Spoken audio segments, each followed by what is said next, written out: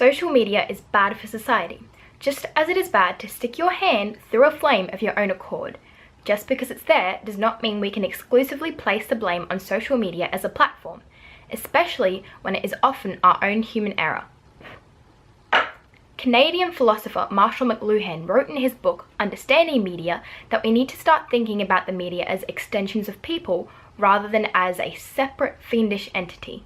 Studies as early as the 1928 Pain Fund discuss these ideologies, exploring the effects of movies on children and adolescents, following their explosion as a form of mainstream entertainment. People became almost instantaneously worried about the effects of these movies on attitudes and behaviours. This is where a concept known as the hypodermic needle theory comes into play. Media educator Brett Lamb describes it as a linear form of communication, which suggests that media messages are injected directly into the brains of the passive audience. This 1930s model, however, almost assumes that we are all the same and will respond to information presented by the media in exactly the same way. For this very reason, in partnership with the media effects model, it has become quite outdated as a system. David Gauntlet's article, 10 Things Wrong with the Media Effects Model, highlights this.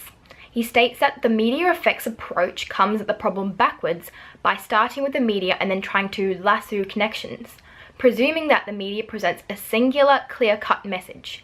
And of course social media is bound to have an effect on people. However, it is not so simple and linear in the way that we consume and act upon ideas presented to us. Despite this system being so outdated, it continues to influence the way we see the media. This can be applied to a more recent instance involving what we call a moral panic. As described by Stephen Harrington in Lecture 3, a moral panic involves an excess of emotion and a lack of reasoning, often arising when power is decentralized. This is exactly what happened with Australia's very own social media famous Essena O'Neill. She quit all forms of social media, deeming it to be fake and contrived. This micro-level panic within herself became this macro-level uproar due to the amount of followers and influence she had at the time. This added fuel to the raging fire that is social media being perceived as bad.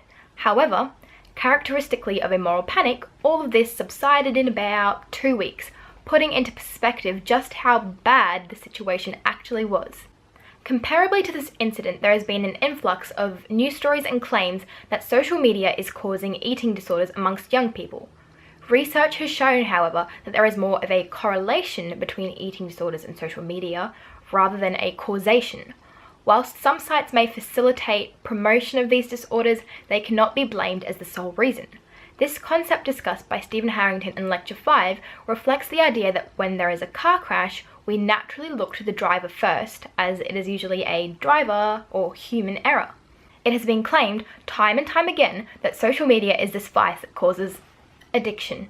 Steve Wozniak, the co-founder of Apple, pondered in the BBC's Virtual Revolution over whether this new form of media will alter our lives or simply introduce a new style of communication. We still don't have all of the answers to prove social media guilty of addiction. It is in fact in the beholder where this distinction lies. Over time, it has become more noticeable that people are addicted to socializing itself rather than social media. A study discussed in Stephen Harrington's Lecture 5, similar to one conducted by the Pew Research Center, shows that given the choice, young people would much rather hang out with their friends in person. Along with this, Gauntlet surveys showed that whilst a certain portion of the public feel that the media may cause other people to engage in antisocial behaviour, almost no one ever says that they have been affected in that way themselves. So in actual fact, we have been bombarded with this idea that we are ironically becoming antisocial because of social media, when we're not.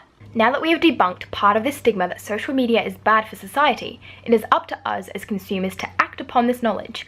We need to focus on awareness and how we as individuals can positively use social media to benefit ourselves and those around us. Utilize the media perceptively. Don't let it consume you.